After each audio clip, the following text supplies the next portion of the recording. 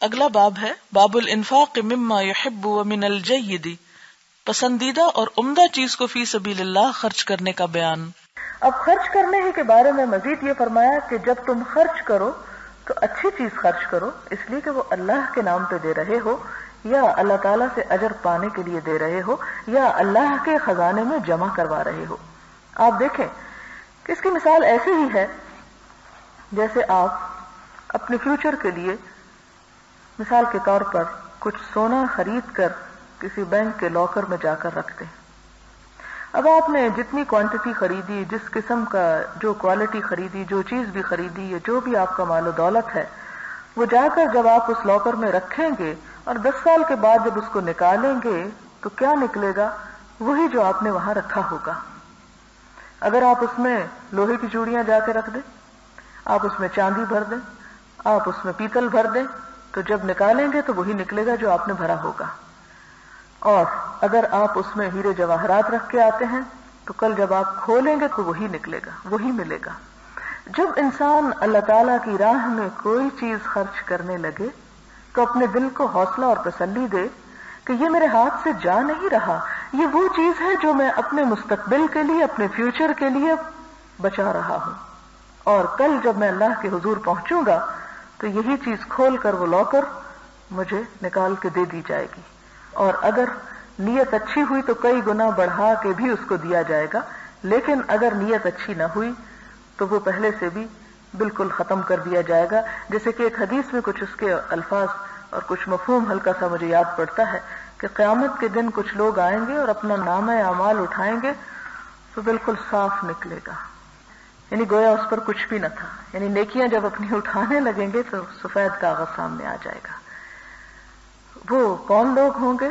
وہ جنہوں نے دنیا میں ہی کام کر کے ضائع کر دیے ہوں گے، یا ریاکاری کے ساتھ، یا اذیت جتا کے لوگوں کو، یا کسی بھی اور جذبے کے ساتھ کہ جس کے پیچھے کوئی سالڈ بنیاد نہیں ہوگی، اللہ کی رضا نہیں ہوگی، اور خوش دلی کے ساتھ خرچ نہیں کیا گیا ہوگا، یا اچھی چیز اللہ کی راہ میں نہیں دی گئی ہوگی۔ اسی لیے وہ بہت دلچسپ بات لگتی ہے اور بہت خوبصورت محسوس ہوتی ہے جب ایک مرتبہ حضرت عائشہ رضی اللہ تعالی عنہا کے پاس آپ نے ایک بکری بھیجی کہ اسے تقسیم کر دو،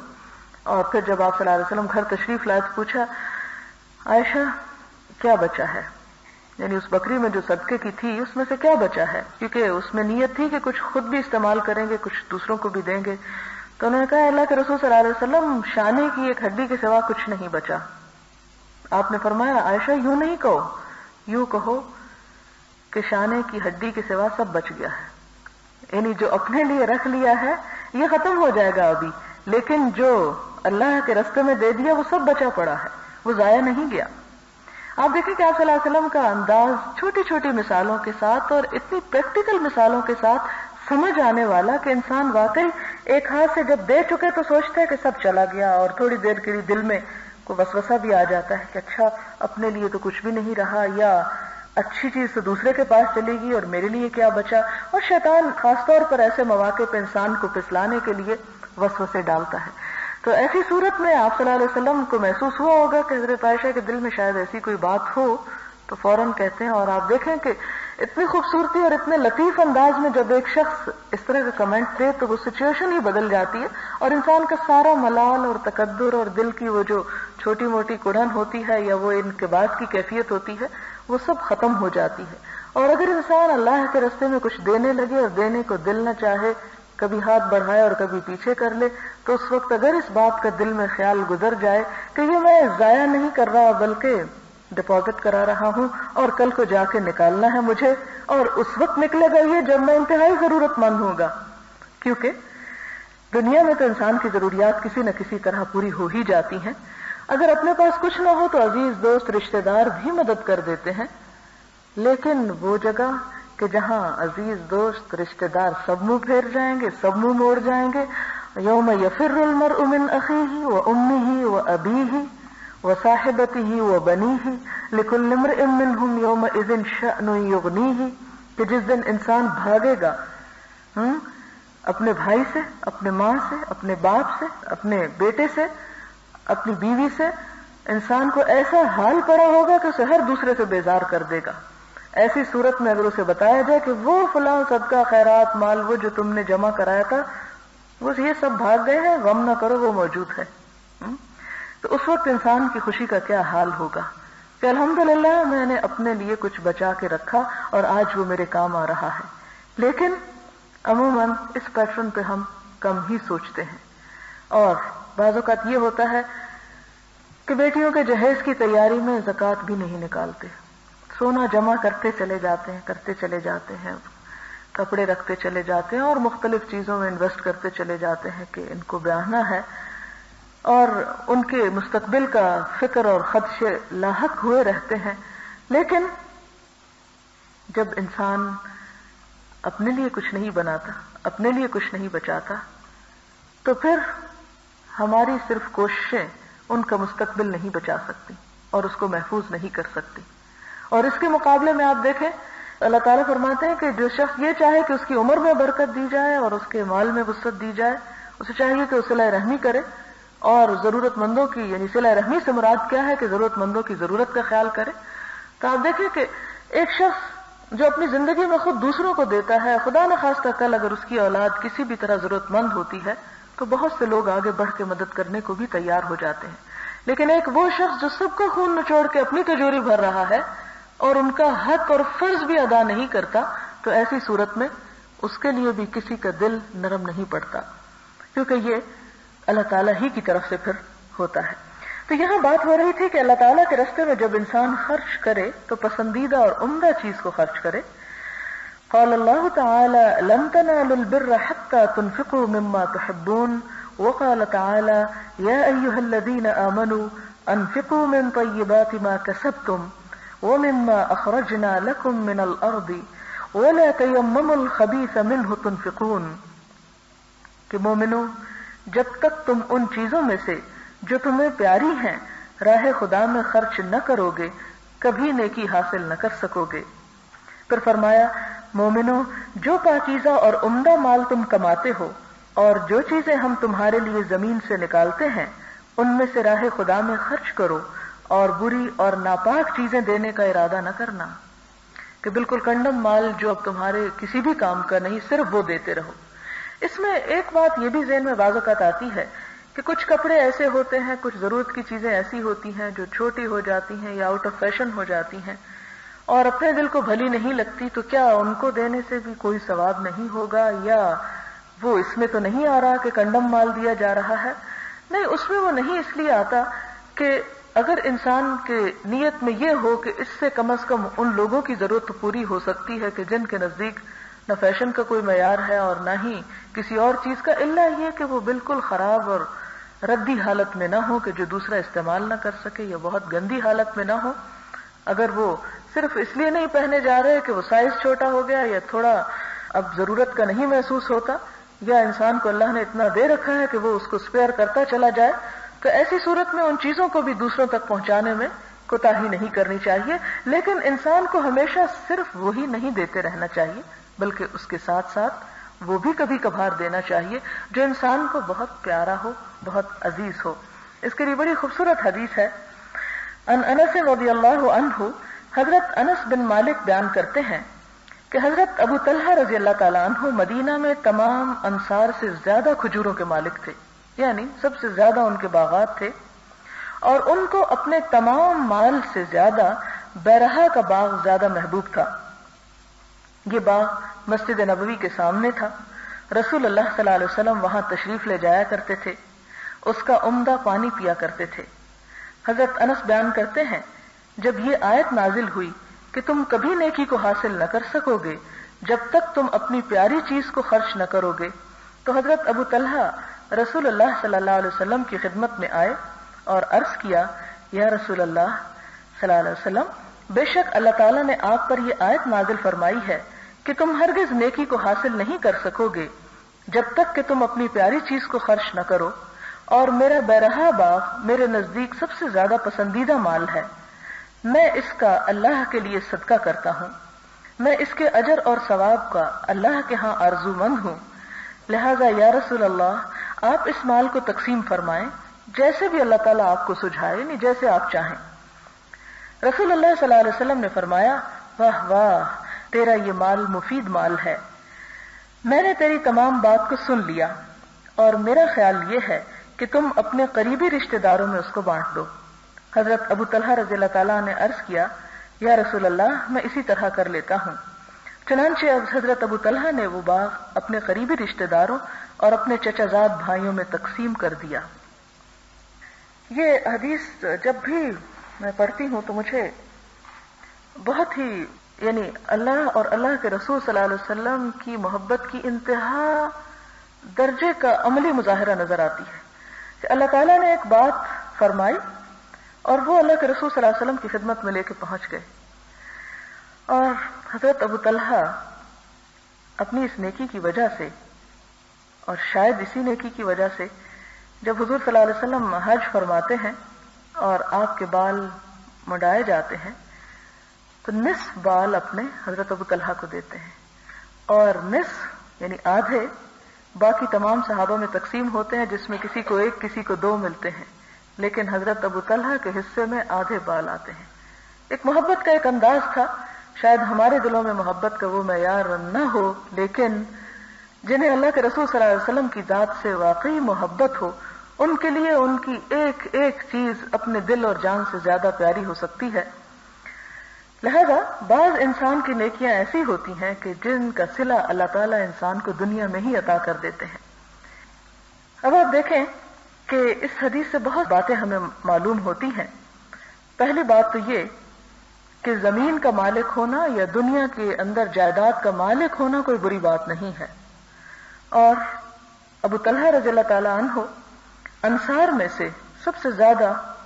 زمین اور پھلوں کے اعتبار سے مالدار انسان تھے، اور پھر یہ کہ وہ ایسا باغ تھا جس میں نبی صلی اللہ علیہ وسلم بھی تشریف لے جایا کرتے تھے۔ اس سے یہ پتہ چلتا ہے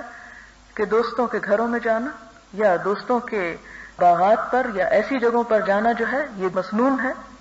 اور پھر یہ کہ اس کا پانی بہت عمدہ تھا۔ گویا تیسری بات یہ پتہ چلی کہ عمدہ پانی کو پینے کے لیے کسی جگہ پر جانا یہ بھی کوئی برائی کی بات نہیں۔ حضور صلی اللہ علیہ وسلم اگرچہ ان کے پاس اور بھی پانی کی قسم ہوگی، لیکن سارے مدینہ میں اس جگہ کا پانی بہت بہترین تھا، لہذا خاص طور پر اس پانی کو پینے کے لیے کبھی کبھار وہاں جایا کرتے تھے۔ اور پھر آپ دیکھیں کہ ان ساری باتوں کے باوجود حضرت ابو طلحہ رضی اللہ تعالیٰ عنہ جو ہی سنتے ہیں کہ اللہ تعالیٰ نے یہ شرط لگا دی ہے کہ تم بر کو نہیں پا سکتے۔ بر کا جو ترجمہ عموماً ہمارے ہاں ٹرانسلیشن میں صرف نیکی کیا جاتا ہے، جبکہ اس کے کئی ایک ترجمے ہیں۔ اس کا معنی خیر کثیر بھی ہے، خیر کامل بھی ہے، نیکی بھی ہے، رحمت بھی ہے، محبت بھی ہے، اور اللہ کا تقرب بھی ہے، اور جنت بھی ہے۔ تو جب اللہ تعالیٰ نے یہ فرمایا کہ تم ہرگز نہیں پا سکتے بر کو، تو مراد یہ ساری چیزیں اس وقت تک تمہاری پہنچ سے باہر ہیں جب تک کہ کچھ وہ نہ دو جو تمہیں بہت عزیز ہے۔ اب آپ دیکھیں یہ نہیں کہا کہ وہ سب کچھ دے دو جو تمہیں پیارا ہے، اس کا نہیں مطالبہ کیا جا رہا، لیکن مما اس میں سے جو تحبون تم محبت رکھتے ہو، یعنی اس کا مطلب ہے کہ دنیا کے مال کی محبت بذات خود بری چیز نہیں ہے۔ اگر یہ بری ہی ہوتی تو اللہ تعالیٰ یہ کیوں فرماتے اس میں سے جو تم محبت رکھتے ہو بہت بری چیز ہے اس سب کو نکال دو، یہ نہیں فرمایا جا رہا، بلکہ فرمایا وہ جو تمہیں پسند ہے، کیونکہ اللہ تعالیٰ انسان کی نفسیات اور ضروریات کو انسان سے بھی بڑھ کے سمجھتا ہے، کہ وہ جو تمہیں بہت اچھا لگتا ہے اسے کنڈیم نہیں کیا جا رہا۔ ہاں یہ الگ بات ہے کہ اللہ تعالیٰ فرماتے ہیں والذین آمنوا اشد حبا للہ، وہ لوگ جو ایمان والے ہوتے ہیں اللہ کی محبت میں ہر چیز سے آگے بڑھ کے ہوتے ہیں، یعنی باقی ساری محبتیں نیچے۔ بالکل ایسے ہی ہے کہ جیسے آپ ایک سیڑھی کو ذہن میں لائیں کہ جس طرح سیڑھی کے مختلف سٹیپس ہوتے ہیں، اب پہلے سٹیپ پر بھی یعنی ایک چیز اس درجے کی پیاری ہے، ایک اس سے بڑھ کے ایک اس سے بڑھ کر، مثال کے طور پر پہلے نمبر پہ انسان کا مال ہو سکتا ہے، پھر انسان کی اولاد ہو سکتی ہے، اس سے اوپر والی سیڑھی والدین ہو سکتے ہیں، اس سے اوپر کچھ اور ہو سکتا ہے، اور سب سے اونچا درجہ محبت کا اللہ کے رسول صلی اللہ علیہ وسلم اور اللہ تعالیٰ کی ذات کا ہے، کیونکہ اللہ تعالیٰ کے ساتھ اللہ کے رسول صلی اللہ علیہ وسلم کی ذات سے جب تک محبت نہ ہو انسان کا ایمان ہی کامل نہیں ہو سکتا۔ لہذا ایسی صورت میں اس کا یہ مطلب نہیں کہ تم صرف اوپر والی سیڑھی تو رکھو اور نیچے والی ساری توڑ دو،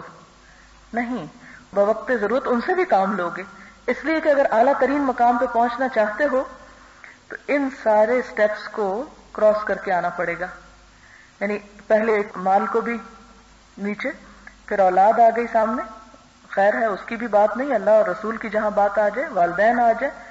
رشتہ دار آ جائیں، دوست، معاشرہ، سوسائٹی، جو کچھ بھی آئے وہ سب نیچے، اور اعلیٰ ترین مقام جس تک پہنچنا اور جو منزل ہے وہ اللہ کی محبت ہے. لیکن ایسا نہیں ہونا چاہیے کہ یہ ترتیب بدل جائے کہ سب سے اونچی تو وہ مال کی محبت بن جائے اور باقی چیزیں نیچے آ جائیں، کہ ان سب کو پیچھے پھینکتے پھینکتے انسان وہاں تک پہنچنے کی کوشش کرے. لہذا مال کی محبت کوئی برائی نہیں، اگرچہ وہ محبت تابع ہو اللہ اور رسول صلی اللہ علیہ وسلم کی محبت کے. اور پھر اگلی بات کیا پتہ چلتی ہے کہ وہ لے جاتے اور کہتے ہیں میرے نزدیک زیادہ پسندیدہ مال یہی ہے، میں اس کا اللہ کے لیے صدقہ کرتا ہوں، میں اسے دینا چاہتا ہوں. لہذا اللہ کے رسول صلی اللہ علیہ وسلم آپ اس کو جیسے چاہیں تقسیم کر دیں، جس کو دل چاہے آپ دے دیں. اس میں ایک اور بات پتہ چلتی ہے کہ وہ یہ بھی تو کر سکتے تھے نا کہ اپنی مرضی سے چپکے سے اٹھا کے کسی کو دے دیتے، لیکن نہیں، وہ اللہ کے رسول صلی اللہ علیہ وسلم کے پاس لائے ہیں. کس لیے لائے ہیں؟ کیونکہ وہ سمجھتے ہیں کہ جہاں آپ خرچ کریں گے وہ سب سے بہترین جگہ ہوگی، اور ان کا بتانا سب سے بہترین رہنمائی کرنا ہوگا. اس کا یہ مطلب نہیں کہ انسان خود سے خرچ نہیں کر سکتا اور ضرور کسی ایسے شخص کے ذریعے ہی خرچ کرے، نہیں، صرف دیکھنا یہ چاہیے کہ اللہ اور اس کے رسول صلی اللہ علیہ وسلم نے جو طریقے بتائے ہیں ان میں بہترین طریقہ کیا ہے خرچ کرنے کا. لہذا وہ آپ کے ہاتھوں سے تقسیم کرانا چاہتے ہیں. یہ بھی آپ صلی اللہ علیہ وسلم کی ذات پر ایک محبت اور اعتماد کا نمونہ تھا. اور پھر آپ دیکھیں کہ حضور صلی اللہ علیہ وسلم جب اس مال کو دیکھتے ہیں تو فرماتے ہیں واہ واہ، اپریشیٹ کرتے ہیں، کہتے ہیں یہ تو بڑا مفید مال ہے، یہ تیرا مال بڑا مفید ہے. مال رابح، رابح ربحت، رباح رب مرابحہ، اس کا معنی ہوتا ہے نفع مند، جس سے مزید ہر سال فائدہ ہوتا چلا جائے. فرمایا کہ یہ تو بہت ہی مفید چیز ہے، میں نے تیری ساری بات سن لی، جو تو چاہتا ہے مجھے سمجھ میں آ گیا ہے، میرا خیال ہے کہ تم اپنے قریبی رشتہ داروں میں اس کو دے دو. اب آپ دیکھیں کہ اللہ کے رسول صلی اللہ علیہ وسلم وہ انہی کو کہتے ہیں کہ تم جاؤ اور اس کو رشتہ داروں میں بانٹ دو. اور ہمیں پتہ چلتا ہے حدیث میں اس کی مزید تفصیلات آتی ہیں. حضرت حسان بن ثابت کو دیتے ہیں، کچھ اور رشتہ داروں کو دیتے ہیں جو ان کے فرسٹ کزن نہیں بنتے بلکہ ایک دادا کی اولاد میں سے تیسرے چوتھے نمبر پہ جا کے رشتہ دار بنتے ہیں. یہاں رشتہ دار کو دینا بہترین درجے کی نیکی اس لیے بھی ہے کہ جس طرح ایک اور جگہ پر آتا ہے کہ ایک تو صلہ رحمی کا اجر اور ایک خرچ کرنے کا ثواب. دوسری بات یہ کہ انسان بعض اوقات دوسروں کو دینے میں آسانی محسوس کرتا ہے، رشتہ داروں کو دینے میں تنگی محسوس کرتا ہے. اس کی کئی ایک وجوہات ہوتی ہیں، ان میں سے ایک وجہ یہ بھی ہوتی ہے کہ اچھا ان کو دے دیا تو یہ ہمارے برابر کے ہو جائیں گے مثلا، یا یہ کہ ان کی طرف سے تو ہمیں کبھی فیض نہیں پہنچا تو اس لیے ہم سے بھی کوئی توقع نہ رکھیں. لہذا انسان کہتا ہے کہ جیسے بہت سے شوہروں کی عادت ہوتی ہے کہ بیوی بچوں کو دینے کی بجائے اور غریب خانے یتیم خانے میں دے دیں گے، گھر میں نہیں دیں گے، ایک طرح سے وہ ضد یا گھر والوں کو ستانے کے طور پر. حالانکہ یہ چیز جو ہے یہ کوئی اسلامی نظر سے پسندیدہ نہیں ہے. تو آپ صلی اللہ علیہ وسلم کہتے جاؤ اور اسے تقسیم کرو. حضرت ابو طلحہ نے یہ آگے سے حجت نہیں کی کہ نہیں اللہ کے رسول صلی اللہ علیہ وسلم ان کو میں کیا دوں، آپ بس آپ جو چاہیں کریں. نہیں، فوراً اٹھتے ہیں اور اطاعت ایسی ہے کہ جا کے اپنے چچازاد بھائیوں میں اس کو تقسیم کر دیتے ہیں. اور آپ دیکھیں روپے پیسے کو تقسیم کرنا بھی ایک بڑی بات ہوتی ہے، لیکن اپنی پراپرٹی میں کسی کو شریک کر لینا، اپنی زمین اور اپنی جائیداد میں کسی کو شریک کر لینا، اور پھر شریک بھی شریکے کو کرنا. ان کو پنجابی یا پتہ نہیں کسی زبان میں شریکہ بھی بولتے ہیں یا شریک بولتے ہیں، کہ جو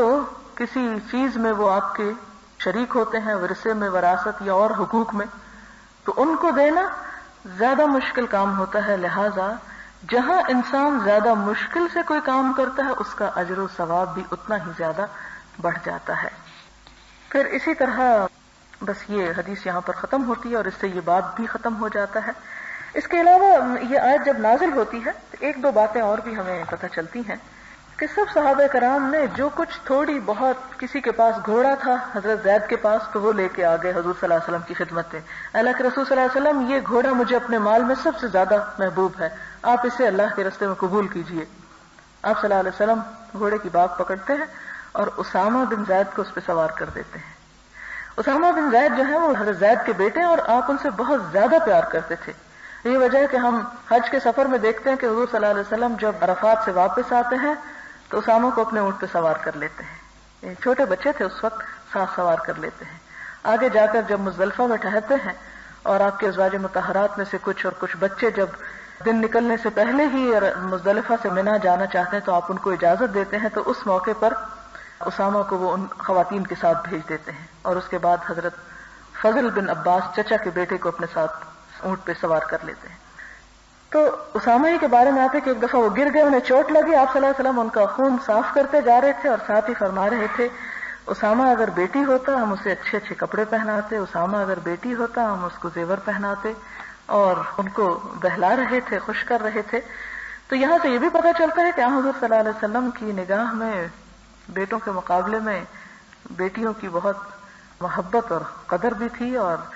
اس قدر کو اجاگر کرنے کے لیے بہت جگہوں پہ آپ نے تلقین بھی فرمائی. اور ایک جگہ پر ہمیں اس طرح واقعہ ملتا ہے کہ ایک شخص آپ صلی اللہ علیہ وسلم کی مجلس میں بیٹھا ہوا تھا کہ اچانک اس کا چھوٹا بیٹا آتا ہے, وہ اسے اٹھا کے اپنے گود میں بٹھا لیتا ہے. تھوڑی دیر کے بعد اس کی چھوٹی بیٹی بھی آتی ہے, وہ اس کی طرف کوئی توجہ نہیں دیتا. آپ صلی اللہ علیہ وسلم یہ نظارہ دیکھ رہے ہیں اور آپ کا رنگ بدل جاتا ہے کہ اس نے یہ کیا کیا ہے کہ بیٹا آیا تو گود میں بٹھایا اور بیٹی کو اہمیت نہیں دی. اور پھر اس پر آپ اس کو سمجھاتے ہیں. اور اسی طرح کئی اور مواقع پر بھی آپ لڑکوں کے مقابلے میں لڑکیوں کو ترجیح دیتے ہوئے نظر آتے ہیں. ایک موقع پر آپ صلی اللہ علیہ وسلم نے فرمایا سبوا بین اولادکم فی العطیۃ, کچھ دینے کے معاملے میں اپنی اولاد میں انصاف کرو, برابر دو. لو کنت مفضلا احدا لفضلت النساء, اگر میں کسی کو فضیلت ترجیح دے سکتا ہوتا, مجھے اجازت ہوتی, لفضلت النساء, تو میں بیٹیوں کو زیادہ دیتا, عورتوں کو زیادہ دیتا. وآخر دعوانا الحمدللہ رب العالمین. سبحان اللہ وبحمدہ عدد خلقہ ورضا نفسہ وزنة عرشہ ومداد کلماتہ. سبحان اللہ العظیم. اللہم صل علی سیدنا ومولانا محمد وعلى آلہ واصحابہ وازواجہ وذریاتہ اجمعین. ربنا آتنا فی الدنیا حسنہ وفی الآخرۃ حسنہ وقنا عذاب النار. اللہم انفعنا بما علمتنا وعلمنا ما ينفعنا وزدنا علما. اللهم ارزقنا حبك وحب من يحبك وحب عمل يقربنا إلى حبك. اللهم اكفنا بحلالك عن حرامك وأغننا بفضلك عمن سواك. يا حي يا قيوم برحمتك نستغيث. اللهم إنا نسألك من الخير كله عاجله وآجله ما علمنا منه وما لم نعلم. اللهم إنا نعوذ بك من شر كله عاجله وآجله ما علمنا منه وما لم نعلم. اللهم إنا نعوذ بك من جهد البلاء ودرك الشقاء وسوء القضاء وشماتة الأعداء. اللهم أحسن عاقبتنا في الأمور كلها وأجرنا من خزي الدنيا وعذاب الآخرة. یا حی یا قیوم برحمتک نستغیث. یا رب العالمین, جو کچھ ہم نے پڑھا ہے اس میں اگر کوئی بات غلط ہو گئی ہو تو ہمارے علم کی اصلاح کر دے, اور جو باتیں عمل کی ہم نے سنی ہیں ہمیں ان پر بہترین عمل کرنے والا بنا دے. یا رب العالمین, تو ہمارے دلوں کو وسعت عطا کر ان کا بخل اور میل کچیل دھو ڈال. یا رب العالمین, ہماری نیتوں کو صرف اپنے لیے خالص کر لے. اللہ ہمیں بہت باعمل مسلمان بنا. یا اللہ ہمیں اپنا تقرب نصیب کر, اپنی اور اپنے رسول محمد صلی اللہ علیہ وسلم کی محبت نصیب کر اور ان کی رفاقت نصیب کر. یا اللہ تو ہم سے راضی ہو جا. اللہ تو ہماری تمام مشکلات کو آسان کر دے. اللہ جتنے لوگ یہاں آئے ہیں ان کے دلوں میں جو دعائیں ہیں اللہ ان کو قبول فرما, سب کی ضروریات کو پورا فرما. اللہ ہمیں اپنے رستے پر استقامت عطا فرما. اللہ ہمیں وہ راہ دکھا جو واقعی تیری طرف جانے والی ہو اور اس پر استقامت دے. ربنا تقبل منا انك انت السميع الدعاء وتب علينا انك انت التواب الرحيم. وصلى الله تعالى على خير خلقه محمد وعلى آله وأصحابه وأهل بيته أجمعين برحمتك يا أرحم الراحمين. إلهي آمين. سبحانك اللهم وبحمدك نشهد أن لا إله إلا أنت نستغفرك ونتوب إليك. والسلام علیکم ورحمۃ اللہ وبرکاتہ.